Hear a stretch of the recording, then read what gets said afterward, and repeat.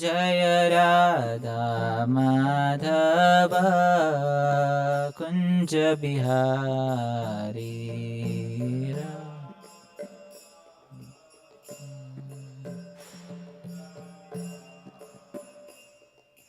गोपी जना वल्लभा गिरिवरधारी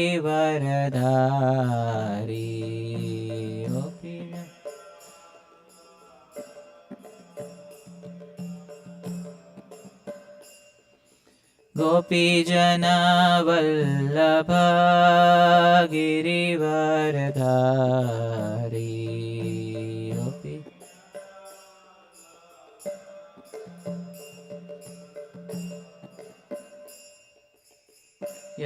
यशोदानन्दना व्रजजनरञ्जना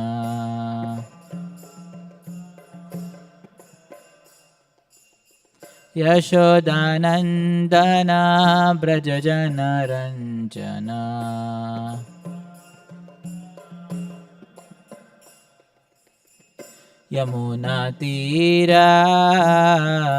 यमुनातीरावनचारी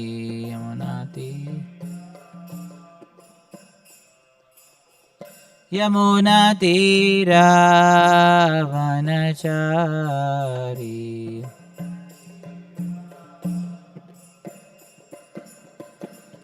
जय राधा माधव कुंज बिहारी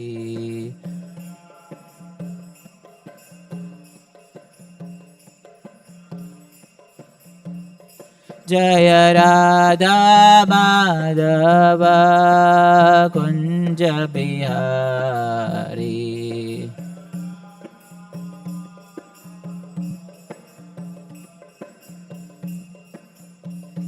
जय राधा माधव कुंज बिहारी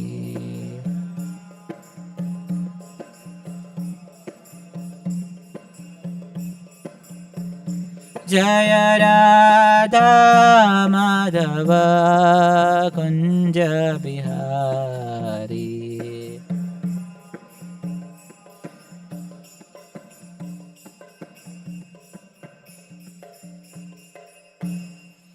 श्री हरिनाम संकीर्तन की जय।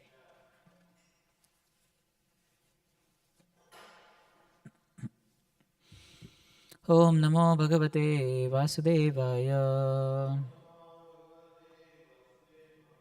ओम नमो भगवते वासुदेवाय। ओम नमो भगवते वासुदेवाय। नारायणं नमस्कृत्य नरं चैव नरोत्तमं देवीं सरस्वतीं व्यासं ततो जयमुदीरयेत्।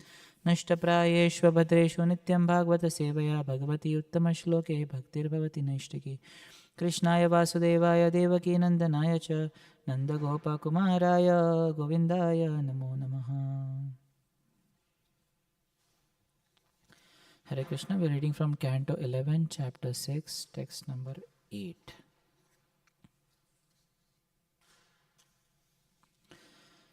त्वं मायया त्रिगुणयात्मनि दुर्विभाव्यम्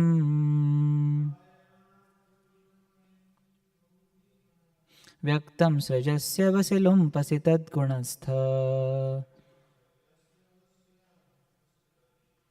नैतैर्भवानजितकर्मभिरज्यते वै यत्स्वे सुखे व्यवहिते विरतो न वद्यः। त्वं मायया त्रिगुणयात्मनि दुर्विभाव्यम्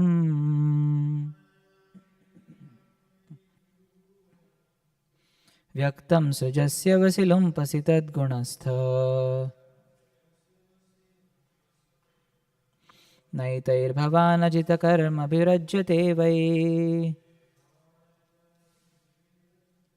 यत्स्वे सुखे व्यवहिते विरतो न वद्यः। त्वं मायया त्रिगुणयात्मनि दुर्विभाव्यम् व्यक्तं सृजस्य वसिलुम्पसि तद्गुणस्थः नैतैर्भवानजितकर्मभिरज्यते वै यत्स्वे सुखे व्यवहितेभिरतो न वद्यः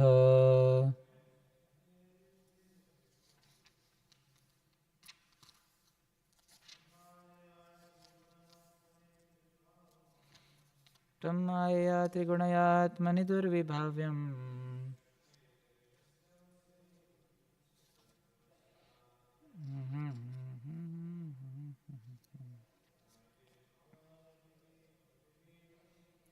नैतैर्भवानजितकर्मभिरज्यते वै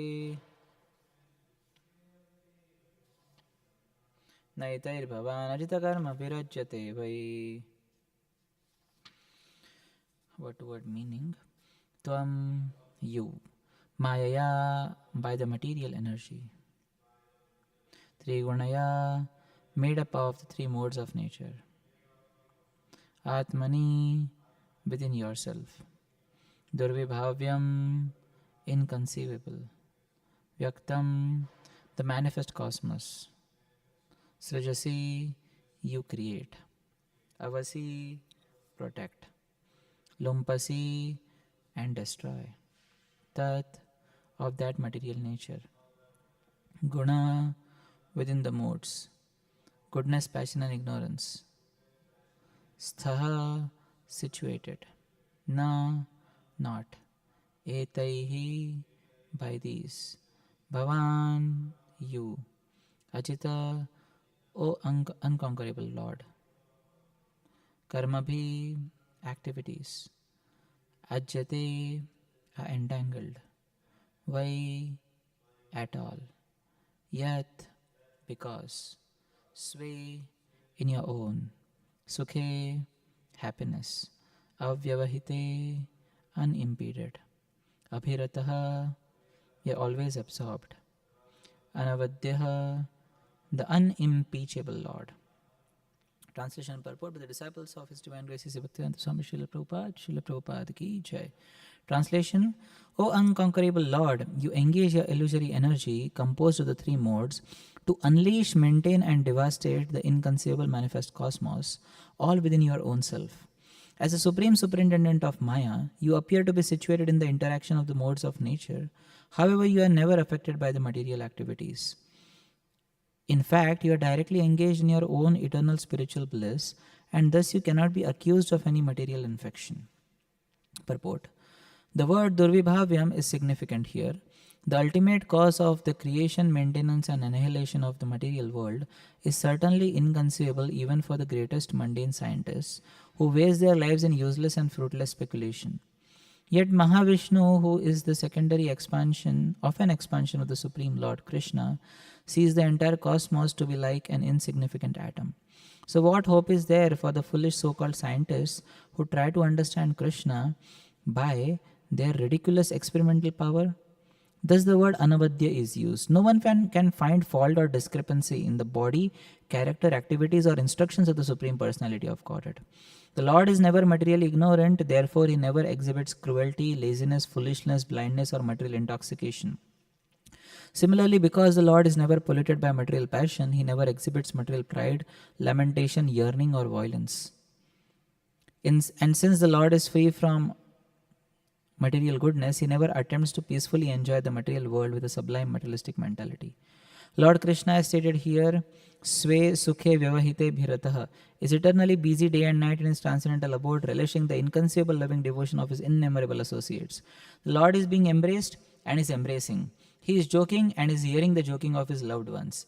The Lord is walking through forests full of fruits and flowers, playing in the nectarian river Yamuna and taking part in His most confidential transcendental loving affairs with the cowherd girls of Vrindavan.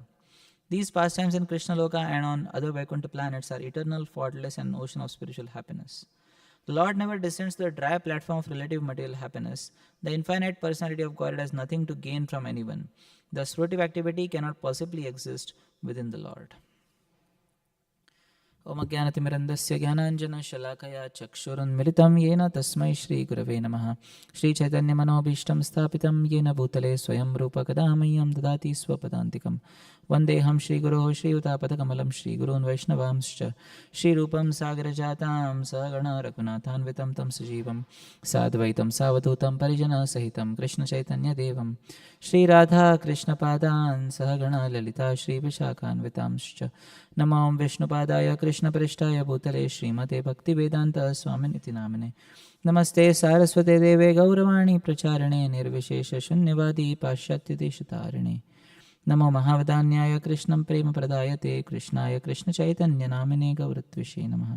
हे कृष्ण करुणा सिन्धु दीनबन्धु जगत्पते गोपेश गोपिकान्त राधाकान्त नमोस्तुते। तप्त काञ्चन गौरांगी राधे वृन्दावनेश्वरी वृषभानुसुते देवी प्रणमामि हरिप्रिये। वाञ्छाकल्पतरुभ्यश्च कृपासिन्धुभ्य एव च पतितानां पावनेभ्यो वैष्णवेभ्यो नमो नमः। जय श्री कृष्ण चैतन्य प्रभु नित्यानंद श्री अद्वैत गदाधर श्रीवासादि गौरभक्तवृंद। हरे कृष्णा कृष्णा कृष्णा हरे हरे हरे राम राम राम हरे हरे। मुखं करोति वाचालं पङ्गुं लङ्घयते गिरिं यत्कृपातमहं वन्दे श्रीगुरुदीनतारिणं परमानन्दमाधवं श्रीचैतन्येश्वरम्। Hare Krishna. So we are discussing from this chapter, Yadu dynasty retires to Prabhasa, and this section is describing the prayers of demigods, and the demigods are speaking to the Supreme Lord of the universe. And in this particular verse, we'll read the translation once again. It says, O unconquerable Lord, you engage your illusory energy composed of the three modes to unleash, maintain and devastate the inconceivable manifest cosmos, all within your own self. As the supreme superintendent of Maya, you appear to be situated in the interactions of the modes of nature. However, you are never affected by material qualities. In fact, you are directly engaged in your own eternal spiritual bliss, and thus you cannot be accused of any material infection. So there are two things which are specifically present in the Supreme Personality of Godhead, which the living entity cannot ever possess or cannot ever try to compete. The first thing is the Supreme Personality of Godhead is the controller of Maya, the controller of illusory energy. Many a times there are people, those who think that we will chant some mantra, will do some meditation, and we will become God. Prabhupada would say, if you are not God and you are in Maya and you are going to become God, then Maya should become greater than God. So God never comes under the influence of Maya. That is one thing. He is always he is always superior to Maya. That is the first thing. And the second thing is, the Lord is the controller, maintainer and destroyer of all the universes. No living entity can take this position from the Supreme Personality of Godhead. And therefore we find many times when there is no one to take the position of Brahma, Lord himself comes as Brahma. And in the Laghu Bhagavatamrit, it is described that even Lord Shiva, so sometimes Lord Vishnu takes the position of Lord Shiva also in sometimes. So the Supreme Lord, he cannot be affected by anything in this material world. The example is given of the sun, how the sun, it purifies all contamination, all dirt, all stool or urine, but the sun rays never get affected. Similarly, the Supreme Personality of Godhead, whether he is there in the spiritual world or whether he comes to material world, even after coming to material world, his potency does not diminish or it doesn't get contaminated. But generally, any living entity who comes to this world, we see, for the matter of fact, we see Lord Brahma and Lord Shiva also, although they are pure devotees, although Lord Shiva is an expansion of Lord Vishnu, they give the example of milk turning into yogurt. At the same time, we find that Lord Shiva, who is the master of the mode of ignorance, and Lord Brahma, who is the master of the mode of passion, Sometimes passion and ignorance can touch them. We find in the pastime of creation, wherein Lord Brahma got attracted to his own daughter, whose name was Vak. And then he started running behind her. And finally he understood, and then he gave up that subtle body. We find Lord Shiva running behind Mohini Murti. And that's how he got affected by the modes. But in case of Lord Vishnu or Lord Krishna, he is never affected, never ever affected by the three modes of material nature. Another example comes in one of the cantos of Srimad Bhagavatam, is that of a breeze. A breeze is going from some direction and a person is smelling that particular breeze. So the nose of that person and the breeze, they don't have any connection with each other. They both are separated. In that way, he says that the Lord is never affected by material qualities. Yet another example which is given is, if the president, he goes to a prison house, the rules of prison do not apply to the president. If we say that Trump has gone to the prison in Colorado, and then someone will say to him, oh, you have come in the prison now you get jailed, you get locked. No, the rules of prison do not apply to him. He can go out of his own accord, he can go out of his own will, and he can come out of his own will. So in the same manner, the Supreme Personality of Godhead, he is not affected even when he comes to material world. And first chapter described about the Mausal Leela, and there are many explanations of Mausal Leela. Sometimes people get amazed how it could be that the entire Yadu dynasty was vanquished.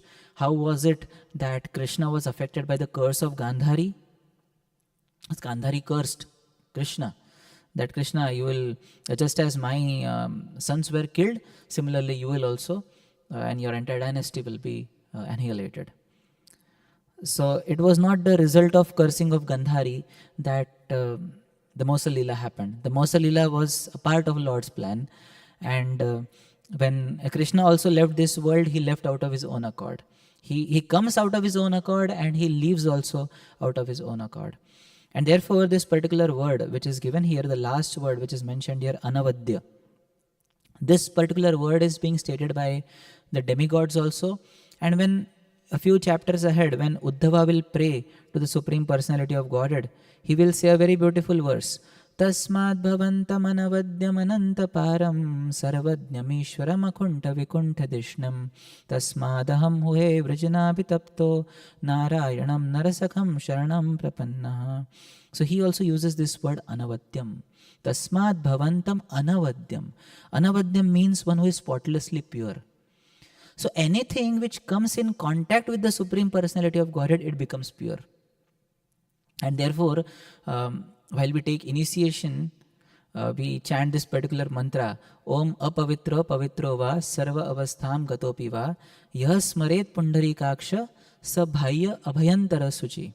One who remembers the lotus-eyed Supreme Personality of Godhead, whether he is pure, whether he is impure, or whatever state of condition he or she may be in, but they get purified when they just remember the Supreme Personality of Godhead.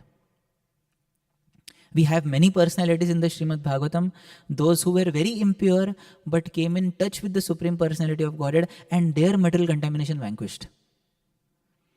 We have the example of Putana, who was the first demoness who came to kill Krishna and who had smeared her breast with deadly poison, enough to kill 10,000 elephants or 10,000 grown men, whatever that may be.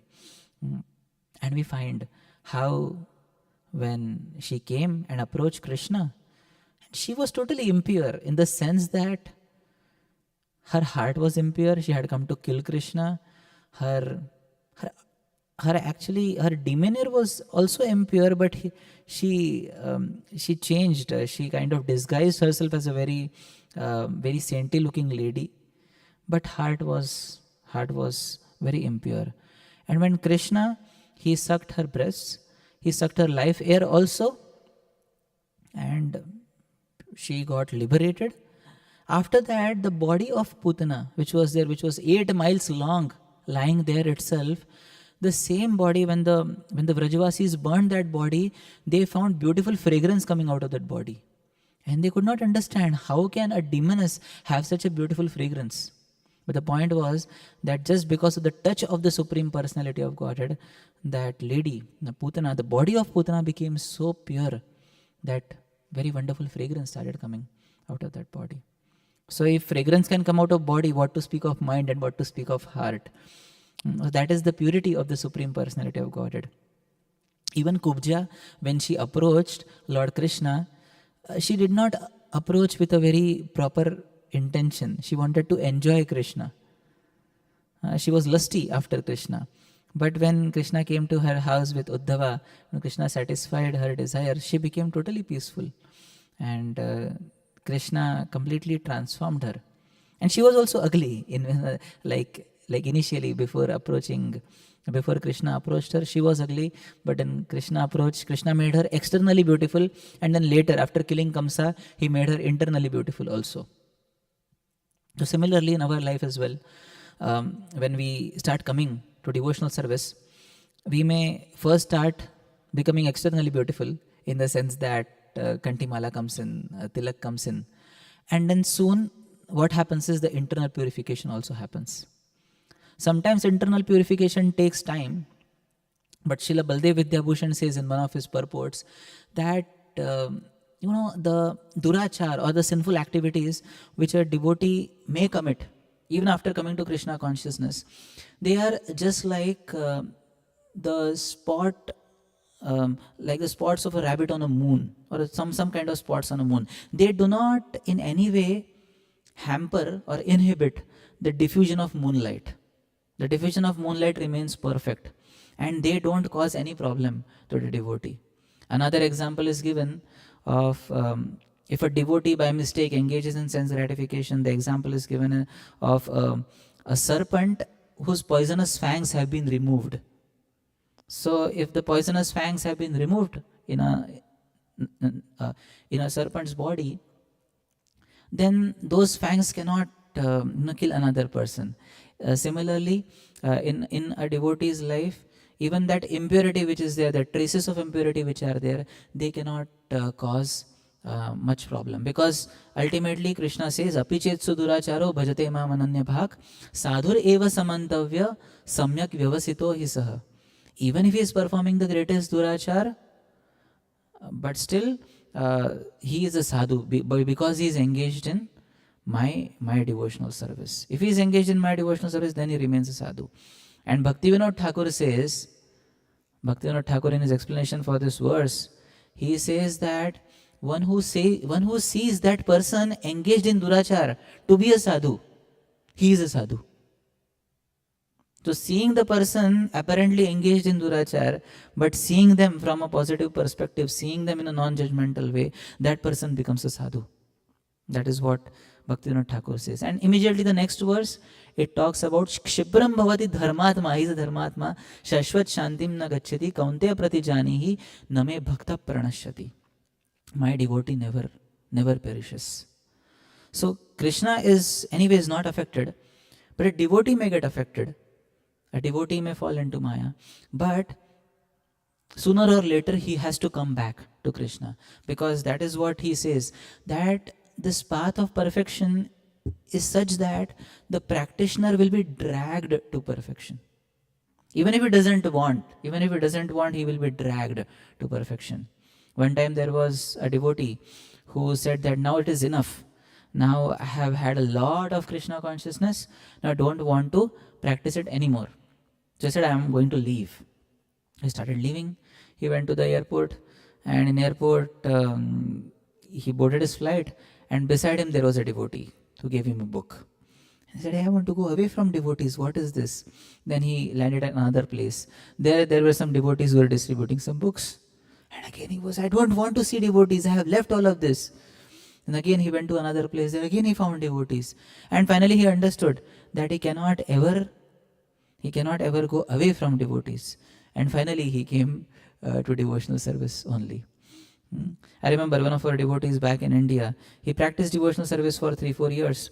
And then he said that I don't want to practice. He just left. And after that, he went to many countries. And one of the countries when he was there, he was in Germany. And in Germany, while he was in the bus, he found devotees doing Narsimha Arati. And then he also remembered his past impressions, and then the devotees greeted him. They took him to the temple, they fed him prasad. And after that, he again came back to devotional service and then started practicing in some effect. So if not in this life also, but in next life, sure, for sure, a devotee, he will come back, he or she will come back to the position of righteousness. And that has to be understood by all of us, because this affection by material qualities, it is natural when we are there in this material world. One time we are hearing a lecture by His Holiness Devamrit Swami Maharaj, and someone was asking him that, Maharaj, sometimes we get affected by these material things, what to do? And then Maharaj said, understand the predicament of dealing with the material body and being in the material body with material senses. Just understand that is going to happen.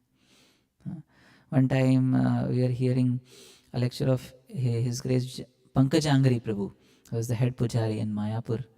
He left his body recently, maybe a year back or so.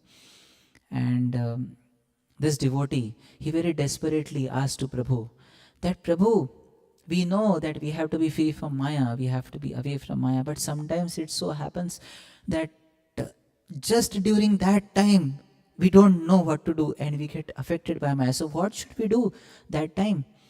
At that time when we are getting affected, we are just going into that zone. And Pankajangri Prabhu replied that when that temptation of Maya is coming to you, at that time, Krishna has already given his sanction. So if you pray to Krishna, nothing will happen. Pray to Krishna, nothing will happen, because Krishna has already given his sanction. But pray to Guru.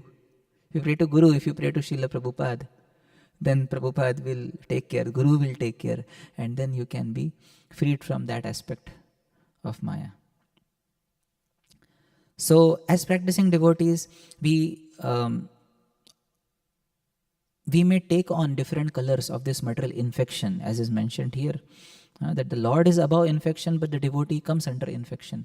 So we may take on these infections at various degrees, but then we need to understand that the true purpose, the true goal of devotional service is to become free from this infection.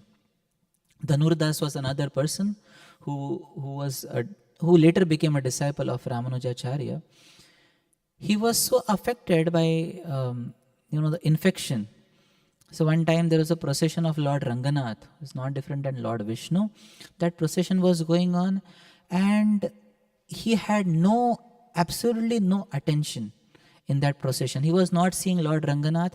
Rather, his eyesight was fixed in holding an umbrella and looking at the beautiful face of a young girl. And he was constantly looking at her. His eyes were unblinking, like regarding Lord Krishna, it is said when Krishna came to Dwarka Vasis were looking nityam nirikshamananam yadapi Dwaraka ukasam na vitirpyanti hidrisha. They were not satiated looking at the face of Lord Krishna. Similarly, this Dhanudas was not satiated by looking at the beauty of this girl. And then Ramanujacharya saw, and he saw, what is this boy doing? He's just looking at this girl, and the procession of Lord Ranganath is going on. And he called one of his disciples named Dasharathi. He said to Dasharathi that, Dasharathi, can you please call this boy here? I want to talk with him. And then Dasharathi asked him. He tapped him. Nothing happened to him. He was so absorbed and looking at the beauty of this girl. And he again tapped him. Nothing happened. Then literally Dasharathi had to shake Dhanurdas, and he shook him, and he said, Ramanujacharya is calling you. And he looked at that girl. He said, just wait some time. I'm coming in a minute. He left that umbrella, went to Ramanuja. Ramanujacharya asked him, hey, can't you see the procession of Lord Ranganath is going on? And what are you doing while looking at this girl when the procession is going on? And Dhanurdas said, the eyes of this girl are so beautiful. They are so beautiful. I am so attracted to them that I cannot take my eyes away from these beautiful eyes. Ramanujacharya said, what if I show you more beautiful eyes? Dhanurdas said, it is not possible. Ramanujacharya says, no, if I show you, what you will do? I will give up. I will give up this lady and I will worship that personality who is having more beautiful eyes. And Ramanujacharya said, okay. So Ramanujacharya took him to Ranganath. And if you have been to Srirangam, Lord Ranganath is a reclining deity, very beautiful deity, like it is very huge. I guess 16 feet? 24? It is 24. Okay, so there are 3 deities which are in a reclining phase in South India. One is Lord Ranganath, other is Adikeshav, and the third one is Ananta Padmanabh. So they are like 16, 20 and 24 feet, if I'm not wrong. So it's the longer, like largest? Okay. So Ramanujacharya prayed intensely to Ranganath and said to him, can you please reveal your divine eyes to this person? And he took the lamp, and as Dhanurdas saw, he could see the real eyes of the Supreme Personality of God, lotus-like eyes which charm everyone. And he was so attracted, tears started streaming from his eyes. And he said, I give my heart and life to these eyes, to this person who is having these beautiful eyes. And soon he became a disciple of Dhanurdas soon he became a disciple of Ramanujacharya. And Ramanujacharya told him that you marry this girl now, you like this girl, marry her. And he became such a devout bhakta, such a great devotee of the Lord and Ramanujacharya, that his devotion even surpassed the sannyasis who would stay in the matha of Ramanujacharya. So one time, all the sannyasis, they were very much apprehensive at why Ramanujacharya gives so much love and so much attention to Dhanurdas, who was such a person who was just after a girl, and he is just a householder after a girl. And Ramanujacharya understood that they have this mentality. So one time what Ramanujacharya did was, in the midnight, he changed the position of their inner wears, their loin cloths. And as they got up in the morning, all the sannyasis, they started fighting amongst each other. Hey, you took my loin cloth, you took my inner wear, you took my this dhoti, you took my dress. And they started fighting amongst themselves. And after some time, after a few days, Ramanujacharya called all his sannyasi disciples. He said to them, that is Dhanurdas, he appears a very great devotee, but he is not a very great devotee. The sannyasi said, yes, now Gurudev, we are understanding. They're thinking in the mind. He said, see, now I want you all to go, and what you do is, when his wife is sleeping, you take the jewels of her. And then you see what will happen to them. Because they are so attached, they will start lamenting, and they will start crying in great pain. So please go and try to do this. And all the disciples, they went at night, and they went to Dhanurdas' house. Dhanurdas was not there. His wife was there. She was sleeping on one side. And a couple of these devotees, brahmacharis, they entered and they started removing the ornaments. And as they started removing the ornaments, the wife, she got awake. But she understood that these are the disciples of Ramanujacharya, and she felt that there may be some need in temple, otherwise why will they come here? So what they did was, after they took all the ornaments from one side, she started bending to the other side so that they can take the ornaments from other side as well. But the brahmacharis, they got very much afraid. They thought that she's understanding now, she'll become awake now. So they just ran away from there, and they hid themselves outside the house. And then soon Dhanurdas came, and Dhanurdas saw that his wife is wearing half ornaments only on half side, and half side is like having no ornaments. He asked, what is this? And the wife told that some brahmacharis had come and they took my ornament. Some need is there in temple, so maybe they might have taken it. And then Dhanudas asked, so why you only gave half side? He said, I was sleeping and I tried to move myself, so they became a little afraid. Dhanudas started shouting at his wife, you fool! You could not do it properly. You could have you could have done it so nicely that they could have had no doubt on you, and they could have taken all the ornaments from the other side as well.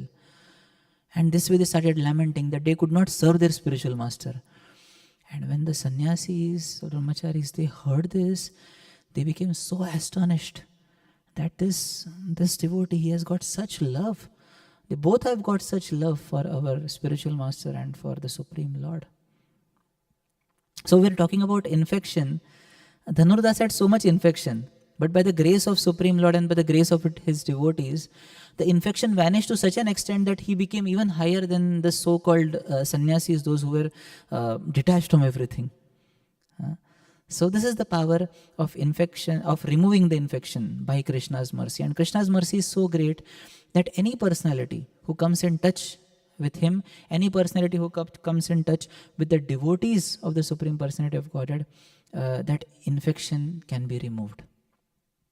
And one more interesting thing is, although it is said here that, O unconquerable Lord, means Lord is Ajita, but the same Supreme Lord who is unconquerable, who is not affected by anything, who is independent, that Supreme Personality of Godhead is dependent on only one thing.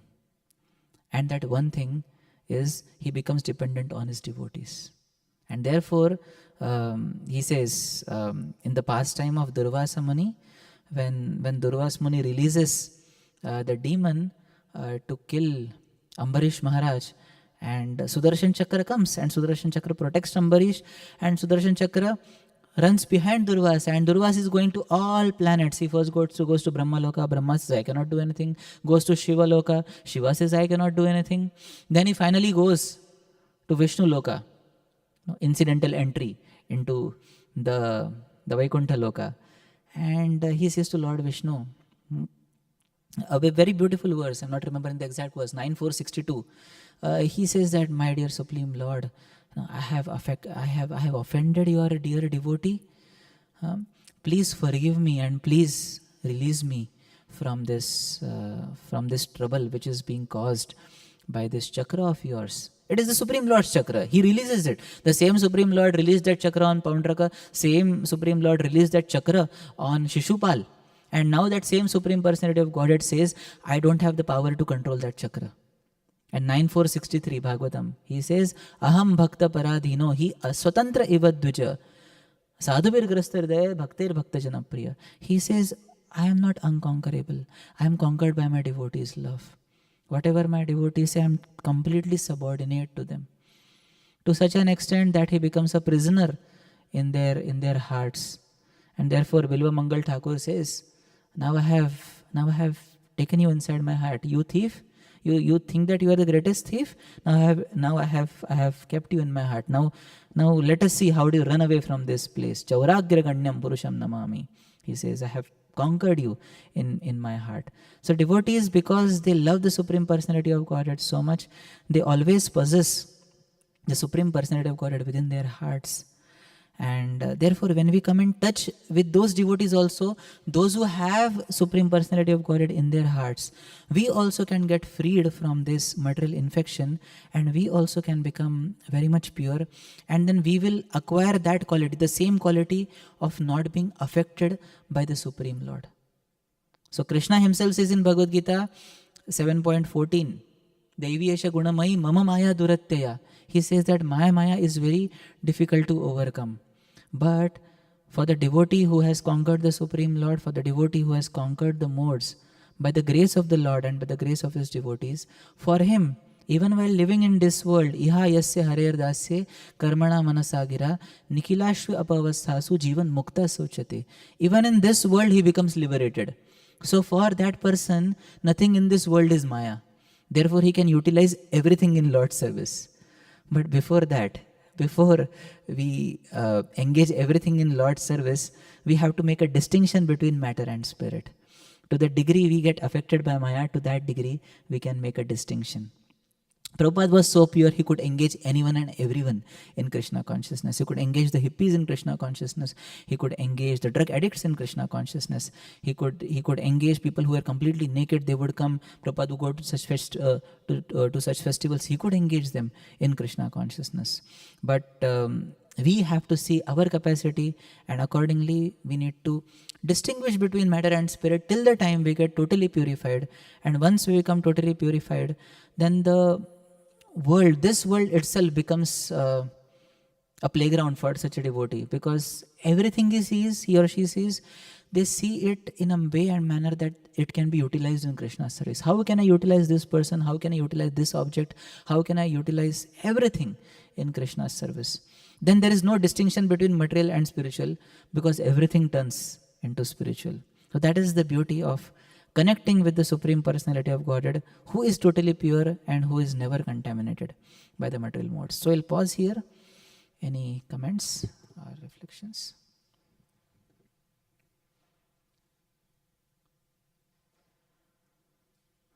Okay, thank you for the class. It was so.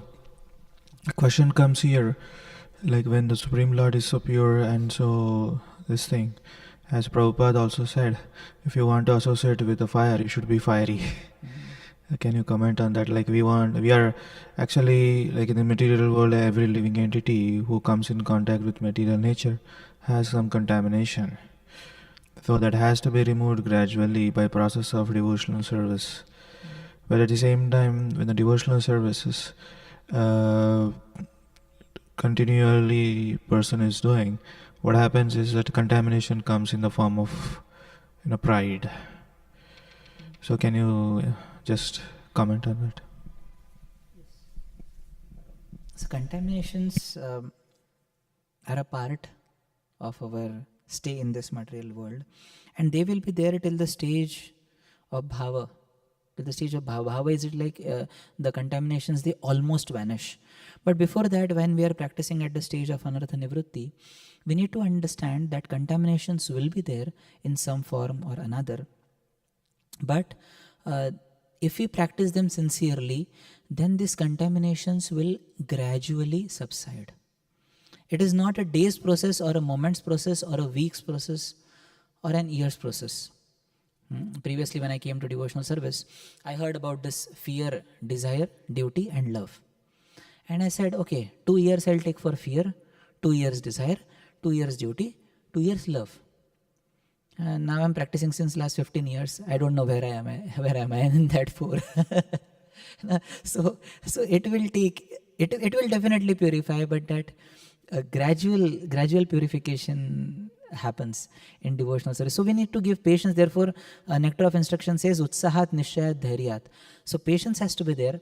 At the same time, the same Nectar of Instruction, it says, Syat Krishna Nama Charitadi Sitapya Vidya Pittopatattarasanasya Narochikano. It says that when I have got jaundice, the medicine for jaundice is sugarcane juice. But if I have jaundice, sugarcane juice will not appear tasty. It will appear bitter.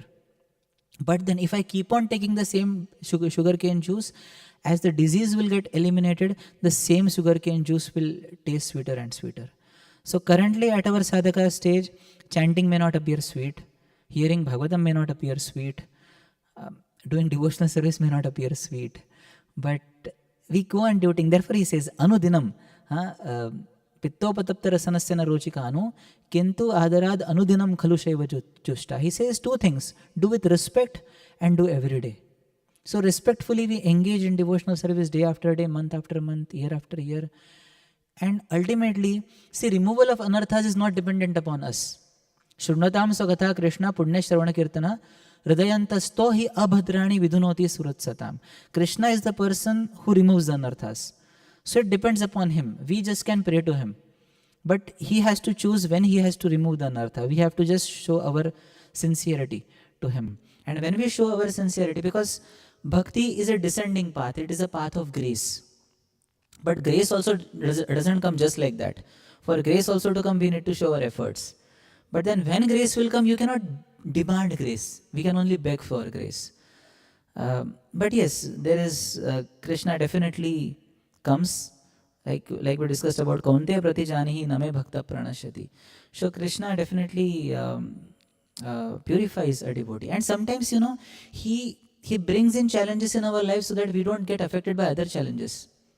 Like he may bring in lust so that we are not affected by pride. He may bring in because pride may lead to offenses, and therefore Krishna wants to protect us. He may build up anger in us so that we understand. We would think ourselves to be very great, and then Krishna will bring in anger. Oh, I am not that great. Then what happens is we practice more sincerely. So Krishna's main goal is to get that intensity from us. So he keeps on arranging various circumstances in our life so that that intensity comes from us. And that one holy name also, Eka Krishna Nama Kare Sarva Papakshay. You just think about it. One holy name, if you cry out in helplessness, that is much better than chanting every day 16 rounds with total inattention. That does not mean that we do not chant 16 rounds, but Krishna is wanting to have that moment, that utter of helplessness from us, that utterance of helplessness from us. And he waits for that, and therefore sometimes he may bring those situations only to purify us, only to take us closer to him. I hope that satisfies. Okay. So I'll stop here. Thank you so much. Grantaraj Srimad Bhagavad Puran ki jai, Srila Prabhupada ki jai, Samveda Bhakti.